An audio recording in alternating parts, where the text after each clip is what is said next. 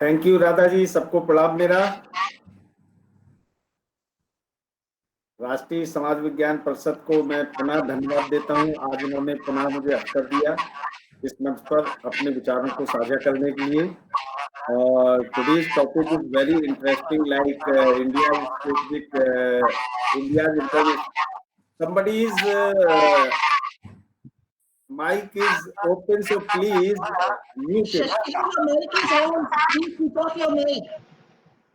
आप अपनी माइक बंद कर दें। थैंक यू मैडम शशि सहाय। एक मिनट पता नहीं क्या। आज का विषय बड़ा महत्वपूर्ण है। मैं प्रोफेसर आयमन यूसुफ को भी धन्यवाद बोलता हूं। बहुत अच्छा प्रेजेंटेशन प्रस्तुत किया और विशेषकर जियो इकोनॉमिक्स और जियो पॉलिटिक्स और विशेषकर मैं कहूं स्ट्रक्चरल फ्रेमवर्क में उन्होंने अपने विषय को प्रस्तुत करने की कोशिश की और बहुत अच्छा प्रस्तुत किया है। मैं उनको धन्यवाद देता हूँ। मैं प्रोफेसर शीला राय मैम को धन्यवाद देता हूँ। उन्होंने मुझे राष्ट्रीय समाज विज्ञान परिषद से आके लगभग 1 दशक पूर्व जोड़ा और आज भी मैं इससे जुड़ा हुआ हूँ। Thank you very much ma'am. और हमारे आज के चेयर प्रोफेसर शशि सहाय को भी मैं थैंक यू करता हूँ, उनका वंदन अभिनंदन करता हूँ।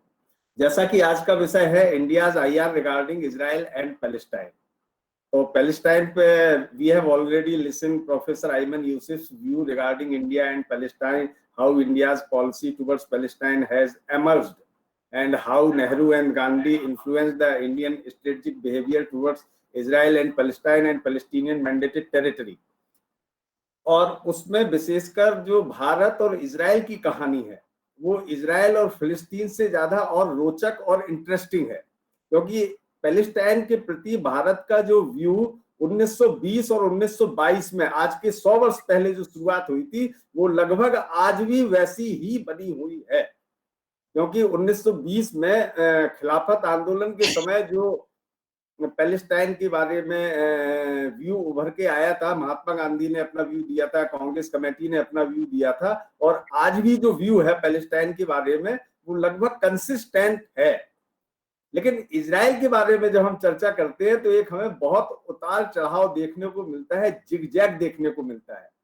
तो इंडिया इजराइल का जो टाई है, जो रिलेशन है, जो उसका नेचर है, उसकी जो अब तक की यात्रा रही है वो हम कहें कि एक दूरस्थ अजनबी से शुरुआत हुई, एक स्ट्रेटेजिक अवर्जन का रिलेशन था और आज आकर के हम एक स्ट्रेटेजिक पार्टनरशिप की शुरुआत कर चुके हैं। 2017 में जब हमारे प्रधानमंत्री मोदी जी इजराइल गए थे, then both the country has agreed to raise their level to the strategic partnership on document, though at the intellectual level or in the strategic community there were suggestions from the many intellectual or think tanks that India's Israel ties should be raised to the strategic partnership. But main question is that how to explain this zigzag relationship of India and Israel from strategic aversion to strategic partnership, or in short, how to summarize, how to explain the 100 years of Zionism, Israel and Indian perspective as such। तो यहाँ मैं थोड़ा सा अंतरराष्ट्रीय संबंध सिद्धांत की बात मैं हमेशा करता हूँ। कहना चाहूंगा कि बाईलेटरल रिलेशंस को एक्सप्लेन करने की बात हो या किसी पर्टिकुलर स्टेट के स्ट्रेटेजिक बिहेवियर को एक्सप्लेन करने की बात हो और किसी स्टेट की ग्रैंड स्ट्रेटजी को एक्सप्लेन करने की बात हो, तो 2 पैराडाइम कम से कम हमारे सामने उभर कर आते हैं। स्ट्रक्चरल पैराडाइम, जिसको केनेथ वॉल्स ने अपनी 1979 अपनी पुस्तक है थ्योरी ऑफ इंटरनेशनल पॉलिटिक्स उसमें प्रस्तुत किया है। तो वो कहते हैं कि जो अंतरराष्ट्रीय राजनीति का सिस्टम और सब सिस्टम लेवल पर स्ट्रक्चर है वो पर्टिकुलर स्टेट एक्टर को सो और ऐसा या वैसा बिहेवियर करने को बाध्य करता है। दूसरा एक फ्रेमवर्क और है, इसके अपोजिट है, वो है आइडिएशनल फ्रेमवर्क। उसको हम लोग कहते हैं कल्चरल थ्योरी, जिसको कि एलिस्टेयर इवन जॉनस्टन ने अपनी पुस्तक कल्चरल रियलिज्म में बहुत अच्छे से एक्सप्लेन किया है। वो कहते हैं कि it's not structural factor but it is cultural, deep history and culture और the ideational framework which influence the strategic behavior or grand strategy of a particular state towards an issue, towards a state or bilateral relation or whatever it is. तो आज मेरा जो topic है वो ये है कि India's strategic thought towards Israel. 48 में इजराइल बना, उसके पहले जायनिज्म था और वो it was a movement to establish और reestablish, we say establish, Zionist say reestablish, because they were saying कि we are going to re-establish our Israel and it was 2000 years back.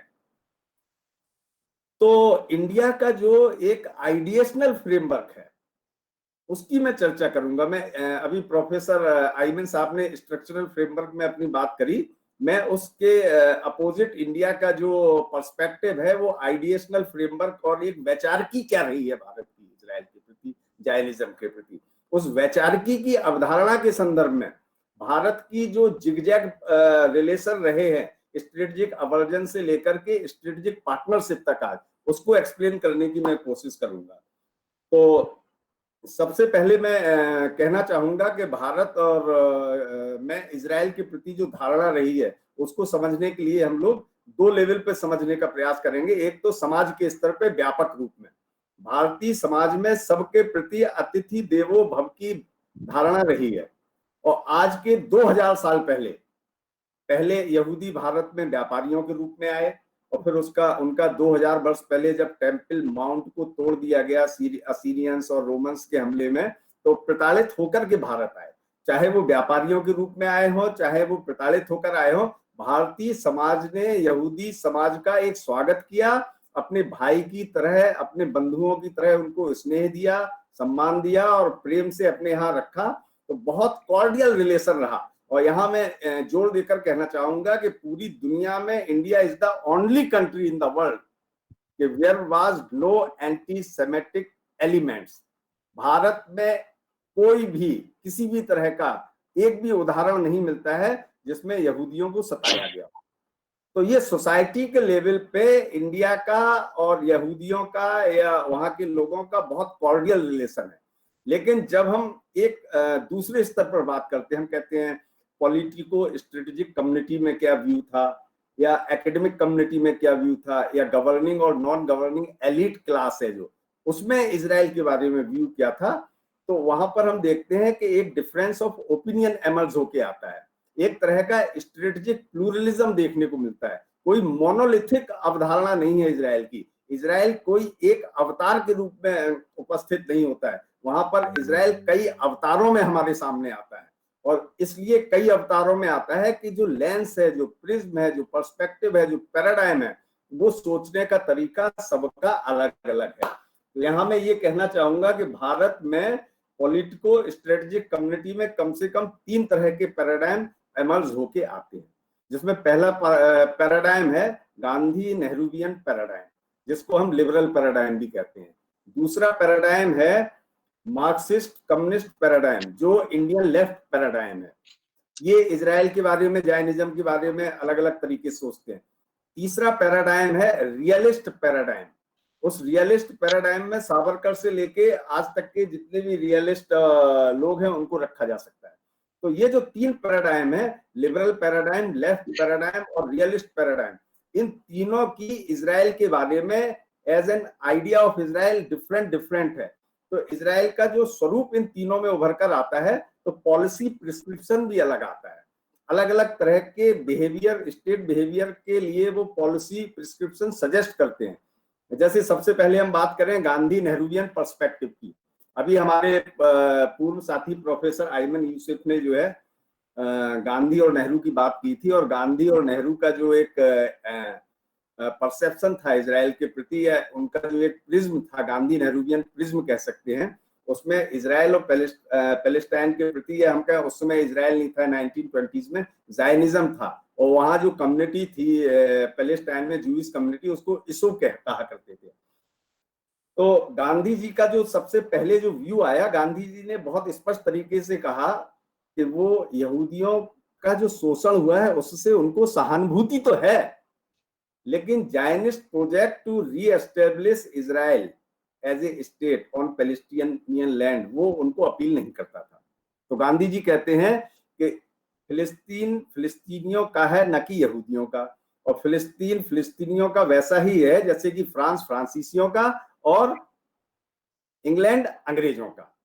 दूसरी गांधी जी की preposition ये थी, वो कहते थे कि जो बिब्लिकल कॉन्सेप्ट ऑफ पैलेस्टाइन है या बिब्लिकल कॉन्सेप्ट ऑफ जो जाइन है, that is not a geographical tract, it's live in heart.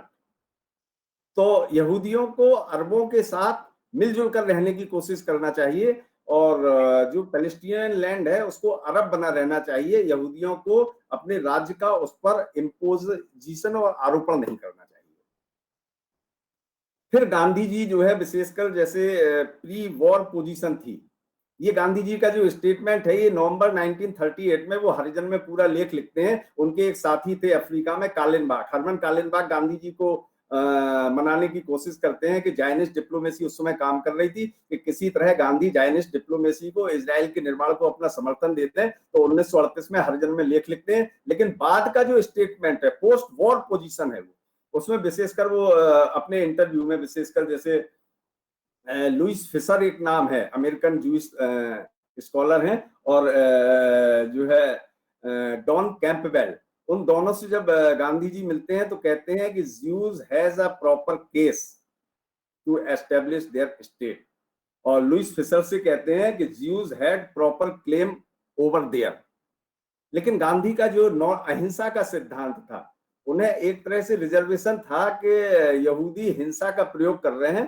तो एक तरह से शुरू में जहां गांधी जो है जूइश होमलैंड का नेगेशन कर रहे होते हैं, वहीं पोस्ट वॉर सिचुएशन में गांधी जूइश होमलैंड का समर्थन करते हैं, लेकिन जूइश मेथड का विरोध करते प्रतीत होते हैं। ये थोड़ा सा बारीक अंतर है। और गांधी के प्री वॉर प्रपोजिशंस को बहुत लोग उल्लेख करते हैं, लेकिन पोस्ट वॉर प्रपोजिशंस का उल्लेख कम किया जाता है। अब जवाहरलाल नेहरू गांधी जी की परंपरा में आगे आते हैं और गांधी जी की जो प्रपोजिशंस थी उनको ही मानते हैं और कहते हैं कि बाल्फोर डिक्लेरेशन से असहमति प्रकट करते हैं। वो कहते हैं कि नहीं, पहले से वहां कुछ लोग रह रहे होते हैं, यह ऐसा क्षेत्र नहीं है कि जहां पे कोई न रह रहा हो, यह क्षेत्र पहले से किसी और का था। और नेहरू जी स्पष्ट रूप से कहते हैं कि यह क्षेत्र अरबों का है, पैलेस्टीनियन अरबों का क्षेत्र है और अरबों का ही बना रहना चाहिए। तो एक तरह से जो ये लिबरल पैराडाइम है, उस लिबरल पैराडाइम में हम देखते हैं कि एक तरह से जायनिज्म का अपोज मिलता है, इजराइल का भी अपोजिशन देखने को मिलता है, और इजराइल का अपोजिशन की बजाय बल्कि हम ये कहें कि इजराइल के मुद्दे पर इस लिबरल पैराडाइम में एक डेलिबरेट एम्बिग्विटी देखने को मिलती है। जायनिज्म का तो विरोध करते हैं, लेकिन इजराइल पे एक द्वैधी भाव मिलता है, जैसा कि चाणक्य अपने साठगुंड नीति में कहता है कि द्वैधी भाव। तो इजराइल के प्रति द्वैधी भाव है, जायनिज्म का विरोध है, फिलिस्तीन और अरब का सपोर्ट है। तो ये द्वैधी भाव कह सकते हैं, और आज की भाषा में कहें कि बड़ा कॉन्ट्रडिक्टरी है, उसकी बात मैं बाद में करूंगा। तो एक तरफ अब इस पैराडाइम का पॉलिसी पर क्या इफेक्ट होता है, स्टेट बिहेवियर पर क्या इफेक्ट होता है। तो 1947 नवंबर में जब यूएनओ में प्रस्ताव आता है पैलेस्टाइन के पार्टीशन का, तो नवंबर 1947 में India voted against this partition plan. तो बड़ा कभी कभी आश्चर्य होता है कि अगस्त 47 में हम भारत के विभाजन को तो स्वीकार कर लेते हैं, लेकिन सितंबर, अक्टूबर, नवंबर 3 महीने बाद हम कहते हैं कि टू नेशंस थ्योरी को नहीं मानेंगे। इंडिया में भी नहीं माना हमने, लेकिन भारत के विभाजन को स्वीकार किया, लेकिन उसी विभाजन को हम पैलेस्टाइन में नकार देते हैं। ग्लोबल लेवल पे हम नॉन अलाइनमेंट की पॉलिसी अपनाते हैं, गुट निरपेक्षता का सिद्धांत, लेकिन जैसे नॉन अलाइनमेंट में ग्लोबल लेवल से नीचे उतर के हम पैलेस्टाइन के लेवल पर आते हैं तो हम अलाइनमेंट की पॉलिसी अपना लेते हैं। ये कंट्रडिक्शंस हैं, हमसे सहमत असहमत होना एक अलग बात है। फिर इजराइल का जैसे ही पार्टीशन प्लान हो जाता है, इजराइल डिक्लेयर करता है, तो इजराइल को रिकॉग्नाइज करने से इसी द्वैधी भाव के कारण मना कर दिया जाता है।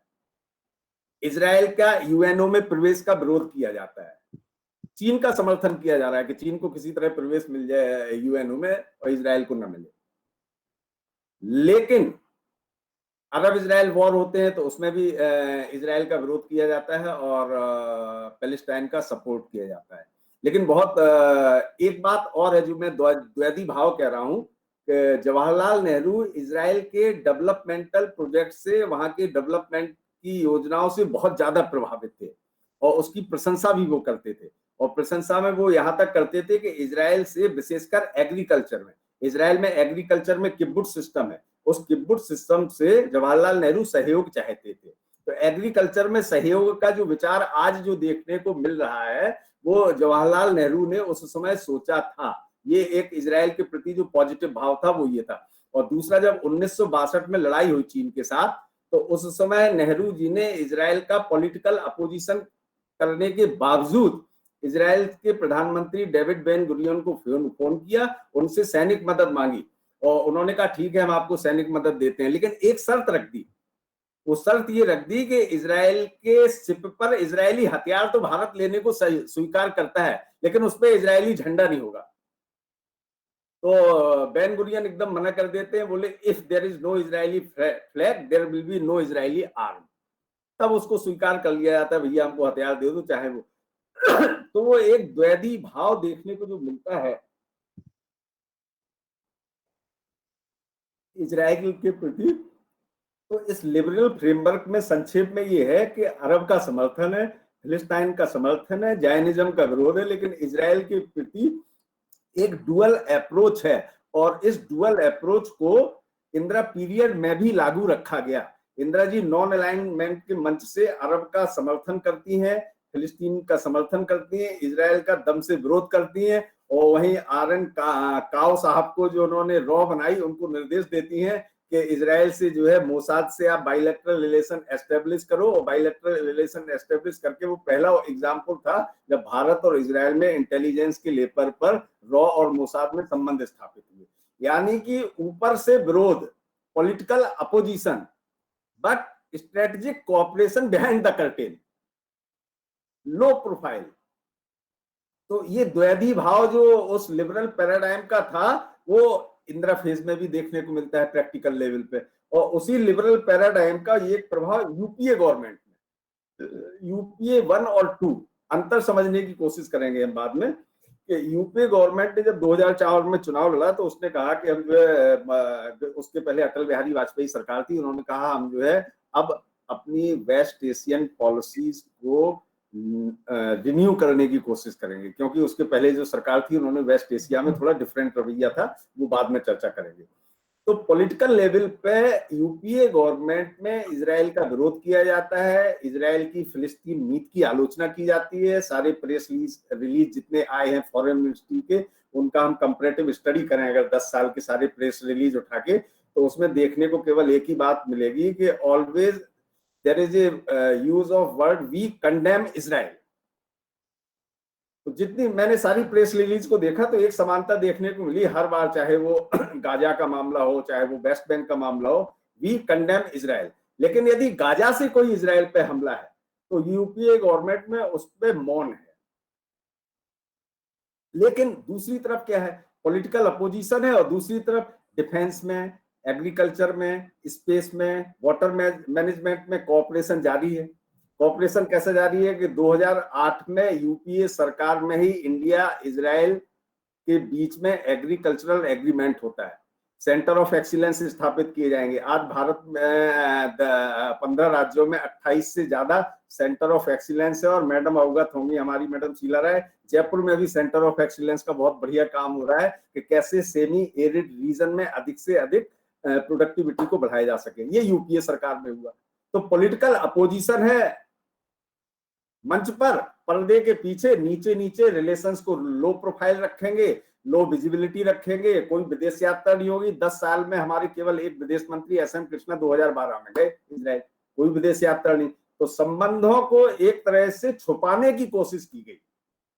और यहाँ पर मैं कहना चाहूंगा, हमारे एक विदेश मंत्री जब इजराइल गए तो एक बहुत सीनियर, उनका मैं नाम नहीं लूंगा, इजरायली इंटरलॉक्यूटर हैं, हिंदू में रिपोर्ट भी आई, बाद में जेरूसलम पोस्ट में भी रिपोर्ट आई। तो उस इजरायली इंटरलॉक्यूटर ने हमारे इंडिया के फॉरेन मिनिस्टर से कहा कि India treats Israel as a mistress. India wants to enjoy the fruits of all bilateral relations, but keeping the bilateral ties behind the curtain and secret. There is a sort of hesitation to declare those relations in open. Modi ji ने उसको खत्म कर दिया। ये शिकायत बहुत गहरी शिकायत थी कि भाई हमसे जरूरत पड़ती है 1962 में, 1965 में, 1971 में, 1999 में, कारगिल में, हथियार दे दो, हम हथियार देते हैं। हम कहते हैं हमको गले लगा लो, तो गले नहीं लगाते हो, हाथ बांध लेते हो हमसे। भाई डोंट यू एम्ब्रेस अस, हमको गले लगा लो खुले हाथ से, भाई हम आपके साथ हैं, आप हमारे साथ हैं। तो ये लंबी शिकायत चली आ रही थी 100 वर्षों से। इन 100 वर्षों की शिकायत को 2017 में पहली बार दूर किया गया। भैया गए वहां पे, उन्होंने कहा माय फ्रेंड मोदी नमस्ते, और ये सब बड़ा अच्छा आदमी। पुनः देख रहा था उसको दोबारा टीवी पर कि मोदी जी जब वहां पहुंचे 4 जुलाई को तो ये जो एक लिबरल पैराडाइम है, उस लिबरल पैराडाइम में एक तरह की, मैं कहना नहीं चाहता हूं, हिपोक्रेसी देखने को मिलती है, एक कॉन्ट्रडिक्शंस देखने को मिलता है। एक तरह का फ्रेगमेंटेड अप्रोच है, कंपार्टमेंटलाइज अप्रोच है कि इस डब्बे में बढ़िया पॉलिटिकल लेवल पे हम खूब विरोध करेंगे और इजराइल का विरोध करेंगे, फिलिस्तीन का समर्थन करेंगे, मंच पे नाराबाजी करेंगे, पॉलिटिकल रेटरिक होगा, लेकिन यहाँ सहयोग करेंगे, लेकिन वो अंडर द कर्टेन होगा।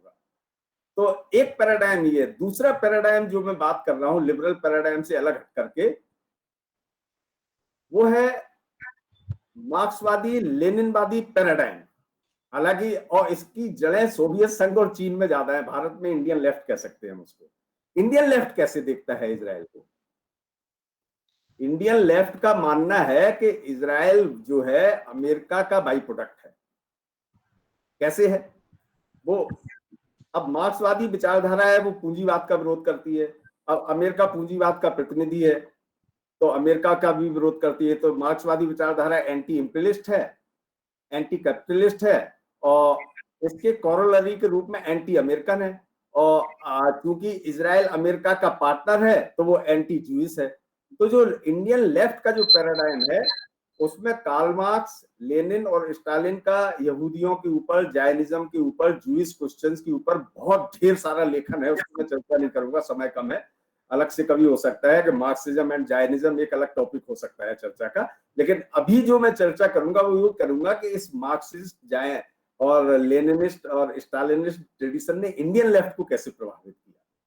तो उसकी नजर में पैलेस्टीन का सपोर्ट है, इजराइल का टोटल विरोध है। लिबरल पर्सपेक्टिव में द्वैधी भाव है, लेफ्ट पर्सपेक्टिव में कोई द्वैधी भाव है। Clear cut die hard anti Israel, die hard pro Palestinian, die hard pro Arab. Israel क्या है? कैपिटलिस्ट है, इजराइल बुर्जुआ है, इजराइल रिएक्शनरी है, Israel is a state based on terror, Israel is a state based on the pure naked power. Israel का total विरोध कर रहा है। जब इजराइल का विरोध इतना करना है, तो उनका पॉलिसी प्रिस्क्रिप्शन जो है इस पैराडाइम का, वो ये है कि भारत को इजराइल से कोई संबंध स्थापित नहीं करना चाहिए। और दूसरा पॉलिसी प्रिस्क्रिप्शन ये है कि भारत और इजराइल में कोई मिलिट्री रिलेशंस नहीं होने चाहिए। क्यों? सीताराम येचुरी कहते हैं कि भारत जब इजराइल से हथियार खरीदता है, तो वह इजराइल की द्वारा पैलेस्टीनियन अत्याचार की फाइनेंशियल फंडिंग कर रहा होता है। ये तो सीताराम येचुरी कहते हैं कि यदि हम इजराइल से हथियार खरीदना समाप्त ना करें, तो कम से कम पोस्टपोन तो कर ही दें। ये इनका सेकंड पॉलिसी प्रिस्क्रिप्शन है। और तीसरा इनका यह है कि इजराइल का बायकॉट करो, इजराइल से कोई ट्रेड रिलेशंस नहीं करो। तो हालांकि ये इररिलेवेंट हो गया है, ये पैराडाइम आज कोई सुनता नहीं है। पॉलिटिकल लेफ्ट तो ऑलरेडी खत्म है, केवल इंटेलेक्चुअल लेफ्ट बचा हुआ है थोड़ा बहुत। वो भी मुझे लगता है कि मैं भविष्यवाणी तो नहीं करता है, लेकिन जो है धीरे धीरे रिसीड कर जाएगा। अच्छा, दूसरी तरफ क्या करता है कि अपोजिशन करेगा इजराइल का, लेकिन पश्चिम बंगाल की जो साम्यवादी सरकार थी, थोड़ी बात पुरानी है, ममता बनर्जी के पहले ज्योति बसु जी थे और सोमनाथ चटर्जी, वो दोनों इजराइल की यात्रा करते हैं। क्यों करते हैं इजराइल की यात्रा? इजराइल की यात्रा इसलिए करते हैं कि भाई हम आपके यहाँ जाएंगे, पश्चिम बंगाल में आप हमारे यहाँ निवेश करो, पश्चिम बंगाल में हमारे यहाँ वाटर मैनेजमेंट की टेक्नोलॉजी दो, पश्चिम बंगाल में एग्रीकल्चर। ये पैरा डिप्लोमेसी का एक कॉन्सेप्ट आया है इंडियन फॉरेन पॉलिसी में। उस पैरा डिप्लोमेसी में ये है कि जो हमारी फेडरल यूनिट्स हैं, वो फेडरल यूनिट्स विदेश मंत्रालय की सहमति से जाकर के फेडरल डिप्लोमेसी स्टेट लेवल पे कोऑपरेशन सिटी और सिटी ये हो सकता है। तो कलकत्ता को कैसे मॉडर्न बनाया जाए, इजरायली पूंजी को आमंत्रित करेंगे, इजरायली टेक्नोलॉजी को आमंत्रित करेंगे, इजरायली लोगों को आमंत्रित करेंगे, लेकिन इजराइल को बुर्जुआ मानेंगे। तो एक तरह से बड़ा कॉन्ट्रडिक्टरी है ये पैराडाइम भी मेरे हिसाब से। और अरविंदन नील कंदन ने एक बहुत बढ़िया किताब लिखी है, ब्रेकिंग इंडिया के, वो को ऑथर भी हैं। वो कहते हैं जो लेफ्ट पैराडाइम है वो मदरलैंड इंडिया को तो बहुत लेक्चर देता है, लेकिन फादरलैंड चाइना को लेक्चर कभी नहीं देता है, क्योंकि फादरलैंड चाइना का जो रिलेशन है वो इजराइल से बहुत जबरदस्त है। भारत और इजराइल का जो ट्रेड है वो 6.2 बिलियन डॉलर का है, और चाइना और इजराइल का जो ट्रेड है इससे 5 गुना है। वो कहते हैं कि Indian left they never teach their fatherland, they always teach motherland India, so that the progress of India Israeli relations in a positive manner could be curtailed. क्योंकि इंडिया जैसी कोई प्रो इजरायली जेस्चर अपनाता है, Indian left कहेगा ओ you are anti Muslim. ये documented है, मैं नहीं कह रहा हूं उसमें। तब we would want to listen to you more, but समय के अभाव के कारण मैं निवेदन करूंगी कि संक्षिप्त में बात करो। Okay, so I'll take 5 minutes more. Very gentle reminder, sir. So can I take 5-10 minutes more? Sure, sir. Sure, sir. Okay, because the last 5 minutes, perspective, last paradigm is very important, and I'll try to focus on that. Or last paradigm is the pragmatic realist paradigm. Sure, sir. 5 minutes. Yes. और इस pragmatic realist paradigm का जो अभी madam चर्चा कर रही थी कि आखिर क्या कारण है कि ये चेंज हो रहा है, तो हम अब नेहरूवियन गांधीयन पैराडाइम से शिफ्ट कर रहे हैं। It's a paradigm shift. किस तरह का पैराडाइम शिफ्ट है? ये पैराडाइम शिफ्ट है गांधीयन नेहरूवियन पैराडाइम से प्रैग्मेटिक रियलिस्ट पैराडाइम की ओर। अब ये प्रैग्मेटिक रियलिस्ट पैराडाइम क्या है, मैं हम लोग इस पर चर्चा करेंगे संक्षेप में। सबसे पहले विनायक दामोदर सावरकर ने इसकी शुरुआत की, इस पैराडाइम की। और विनायक दामोदर सावरकर अपनी पुस्तक में लिखते हैं कि जो पूरा पैलेस्टाइन है, ये पैलेस्टाइन 2000 साल से, यानी कि वो कहते हैं पैगंबर मोहम्मद के पैदा होने के 2000 साल पहले से यहाँ यहूदी रह रहे थे। तो आज भी इस पर यहूदियों का अधिकार है, भले ही टेम्पल माउंट के या सेकंड टेम्पल के डिस्ट्रक्शन के बाद यहूदी पूरी दुनिया में डिस्पर्स हो गए, उनका एग्जाइल हो गया, पूरी यूरोप एशिया में भले ही वो पीड़ित हुए, लेकिन उनका मोरल राइट है आज यहाँ पे, भले ही उनकी संख्या कम हो। हालांकि जो है 19वीं सदी के उत्तरार्ध में 1896-97 में जूइश नेशनल कांग्रेस हुई थी थियोडोर हर्जल के द्वारा, और तब से जूइश माइग्रेशन इस क्षेत्र में होना शुरू हो गया था। तो दूसरी चीज वो कहते हैं कि यदि इजराइल में जो मैंडेट, उस समय इजराइल नहीं था, इजराइल शब्द प्रयोग करता हूं, मैंडेटेड पैलेस्टाइन में, बेसिकली लैंड ऑफ जाइन कहते हैं वो, लैंड ऑफ जाइन में यदि हमारे यहूदी मित्र अपना राज्य स्थापित करने में सफल होते हैं तो मुझे उतनी ही प्रसन्नता होगी जितनी मेरे यहूदी मित्रों को होगी। ऐसा सावरकर अपनी पुस्तक में लिखते हैं। ये एक पैराडाइम की शुरुआत थी 100 वर्ष पहले। महात्मा गांधी ने अपना व्यू 1938 में दिया था, सावरकर ने अपना व्यू 1923 में दिया था, लेकिन इनकी वॉइस को उस समय सप्रेस कर दिया गया, ध्यान नहीं दिया गया, बहुत वीक वॉइस थी। उस समय का डोमिनेंट पर्सपेक्टिव लिबरल पर्सपेक्टिव था। दूसरा जो वो कहते हैं कि इंडिया को अब करना क्या है, वो कहते हैं इंडिया को भूमध्य सागर से लेकर के मलाया तक जो कट्टरवादी ताकतें उभर रही हैं उनको जो है कमजोर करने की कोशिश करनी चाहिए। उस समय 100 वर्ष पहले सावरकर कहते हैं, जिसकी आज जरूरत पैदा होती है। और वो कहते हैं कि इजराइल का जब एक जूइश स्टेट के रूप में इमरजेंस होगा तो वो जूइश स्टेट इस फेनेटिक इस्लामिस्ट टेररिस्ट पावर को चेकमेट करेगा। तो एक तरह से वो 100 वर्ष पहले सजेस्ट कर रहे होते हैं भारत इजराइल की partnership against current kind of terrorism. 2003 में भारत और इजराइल ने ज्वाइंट वर्किंग ग्रुप बनाया था काउंटर टेररिज्म के लिए। उसकी प्रत्याशा बहुत पहले सावरकर ने 100 वर्ष पहले की थी। सावरकर का जो व्यू है उसको जनसंघ, स्वतंत्र दल, भारतीय जनता पार्टी, इनके द्वारा आगे बढ़ाया जाता है। उस समय प्रमोद महाजन कहते हैं कि जब हम पाकिस्तान और चाइना से राजनयिक संबंध स्थापित कर सकते हैं, एक ने आधा 1/3 कश्मीर ले लिया, दूसरे ने 1/3 कश्मीर ले लिया, तो हम इजराइल से राजनयिक संबंध स्थापित क्यों नहीं कर सकते हैं, जिससे कि हमारा डायरेक्ट कोई विरोध नहीं है, सदियों से कोई विरोध नहीं है। विरोध केवल एक मोरलिज्म है एक तरह का। तिब्बत पे हम उतने वोकल नहीं है जितने वोकल हम पैलेस्टाइन पे हैं। और दूसरी तरफ इस एटीट्यूड को सुषमा स्वराज तो यहाँ तक कह देती हैं कि Israel is our natural partner, reliable partner. और जीएन दीक्षित कहते हैं कि हमारी जो फॉरेन मिनिस्ट्री है उसमें आउटडेटेड मोड ऑफ थिंकिंग है, अब उसको बदलने की जरूरत आ गई है। आउटडेटेड मोड ऑफ थिंकिंग इसके लिए प्रयोग किया होगा, वो लिबरल पर्सपेक्टिव के लिए प्रयोग था, डायरेक्ट नहीं कहा उन्होंने। वो कह रहे हैं कि वो लिबरल पर्सपेक्टिव है वो आउटडेटेड हो गया है। पैलेस्टाइन का सपोर्ट आज भी हम करते हैं, प्रधानमंत्री मोदी भी करते हैं, अलग से वो पैलेस्टाइन गए, लेकिन जहां लिबरल पर्सपेक्टिव में इजराइल एक डिपेंडेंट वेरिएबल था, वहीं प्रैग्मेटिक रियलिस्ट पर्सपेक्टिव में इजराइल एक इंडिपेंडेंट वेरिएबल के रूप में उभरता है। वहां डिपेंडेंट वेरिएबल था तो इजराइल पैलेस्टाइन में हाइफनेशन था, ये इंडिपेंडेंट वेरिएबल है तो इजराइल और पैलेस्टाइन के बीच में डीहाइफनेट कर दिया जाता है रिलेशन को। अब क्या है कि मल्टी वेक्टर पॉलिसी होगी, पहले नॉन अलाइनमेंट था, आज हम कहते हैं मल्टी अलाइनमेंट है। We will engage Saudi Arabia, we will engage Iran, we will engage UAE, we will engage Israel, we will engage Palestine, we will engage Turkey and what not. Multi vector policy, एक संबंध को दूसरे संबंध से प्रभावित नहीं किया जाएगा। और संक्षेप में जैसा कि पूर्वा जी ने कहा, बस थोड़ा देर और सीधे मैं प्रधानमंत्री मोदी पर आता हूं कि उनका आइडिया ऑफ इजराइल क्या है। वहां तो लिबरलिज्म में द्वैधी भाव है, लेफ्ट पर्सपेक्टिव में वो बुर्जुआ कैपिटलिस्ट एग्रेसिव स्टेट है। मोदी जी इजराइल को क्या करते हैं, एक स्ट्रेटेजिक एसेट मानते हैं कि इजराइल हमारे लिए स्ट्रेटेजिक एसेट है। अपोलोजेटिक नहीं है इजराइल के प्रति, लिबरल लेफ्ट पर्सपेक्टिव था, अपोलोजेटिक था, हेजिटेंट था। यहाँ कॉन्फिडेंस है, कॉन्फिडेंस से पैलेस्टीनियन से भी मिलेंगे, कॉन्फिडेंस से इजरायलियों से भी मिलेंगे। इजराइल सोर्स ऑफ टेक्नोलॉजी है, source of intelligence है। Israel can play a positive role in making India. Israel can play a positive role in the rise of India. Israel can play a positive role in national security and national development.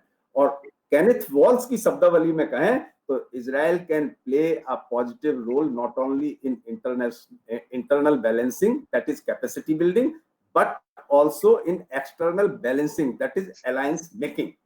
आज waste Asia पे एक अलग से seminar करवाइए ma'am, और waste Asia में जो strategic जियो configuration बन रहा है, मल्टीपोलर एक रियलिटी जो एमर्ज होके आ रही है, सऊदी अरबिया एक पोल है, टर्की एक पोल है, ईरान एक पोल है, इन तीनों पोलों के किससे कैसे संबंध है, चीन और पाकिस्तान का कैसे उसमें गड़बड़ हो रहा है, इंडिया का कैसे रिलेशन है, रूस का, टर्की का, अमेरिका का कैसे इन्वॉल्वमेंट है, अलग से ये टॉपिक हो सकता है। तो हमारे प्रधानमंत्री मोदी ने नॉन अलाइनमेंट को के स्थान पर स्ट्रेटेजिक ऑटोनॉमी और नॉन अलाइनमेंट के स्थान पर मल्टी अलाइनमेंट की पॉलिसी अपनाई है। और इजराइल को भारत संबंधों को केवल डिफेंस के चश्मे से देखने की कोशिश नहीं की है, बल्कि इस देखने की कोशिश की है कि इंडिया अभी सुपर पावर नहीं है, लेकिन इंडिया लीडिंग पावर बनने वाला है।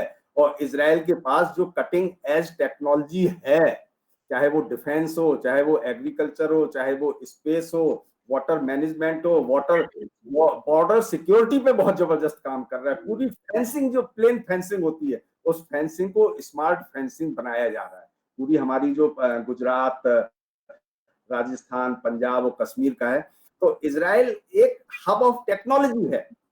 उस टेक्नोलॉजिकल हब को इंडिया के राइज के लिए कैसे उपयोग करना है, वो अभी मोदी जी ने किया है। तो इन तीन पैराडाइम में जब हम कहते हैं कि ये जिगजैग क्यों है, स्ट्रेटेजिक एवर्जेंस से स्ट्रेटेजिक पार्टनरशिप में क्यों आ गए हैं, तो जब हम एक पैराडाइम से दूसरे, थॉमस कुन ने एक बहुत अच्छा आर्टिकल लिखा था स्ट्रक्चर के ऊपर, वो साइंस में लिखते हैं, पैराडाइम शिफ्ट की बात करते हैं, तो उस थॉमस कुन की मुझे याद आ गई। तो ये पैराडाइम जो शिफ्ट है, एक पैराडाइम लिबरल पैराडाइम से रियलिस्टिक पैराडाइम में प्रवेश करना, ये न केवल जो है इजराइल के प्रति हमारे परसेप्शन और एजम्पशन को चेंज करता है, बल्कि इजराइल के प्रति हमारे पॉलिसी प्रिस्क्रिप्शन को भी चेंज कर देता है। और इसी पैराडाइम चेंज में कि जैसे आज मणिशंकर अय्यर हैं, वो आज भी उसी कहते हैं गांधी को बुला दिया, नेहरू को बुला दिया, और इजराइल से कोई संबंधों का नैतिक आधार नहीं है, इजराइल अपने आप 20 साल बाद खत्म हो जाएगा। Radical face of Gandhi Gandhi Nehruvian perspective. Natwar Singh है वो liberal face of Gandhi Nehruvian perspective, कहते भैया इक्वी डिस्टेंस अपनाओ, परिस्थितियां बदल गई हैं, इजराइल से भी संबंध अपनाओ। और जे.एन. दीक्षित, उन्होंने कहा अरब रेसिप्रोसिटी रही नहीं है, हमने अरब का समर्थन किया, अरब ने कश्मीर पे हमारा समर्थन नहीं किया, बाइलैटरल है ये एवरीथिंग। तो ये पर्सपेक्टिव का चेंज है। स्ट्रक्चरलिज्म केनेथ वॉल्स का बहुत बढ़िया है, बहुत अच्छे से एक्सप्लेन करता है, लेकिन मेरी आज कोशिश थी एलिस्टेयर जॉनसन के स्ट्रेटेजिक कल्चरल पैराडाइम में इंडिया इजराइल पैलेस्टाइन रिलेशंस को और उसके विकास को प्रस्तुत करने की कोशिश की जाए। समय कम है, मैं यहीं समाप्त करता हूं। Thank you madam, thank you Purva ji.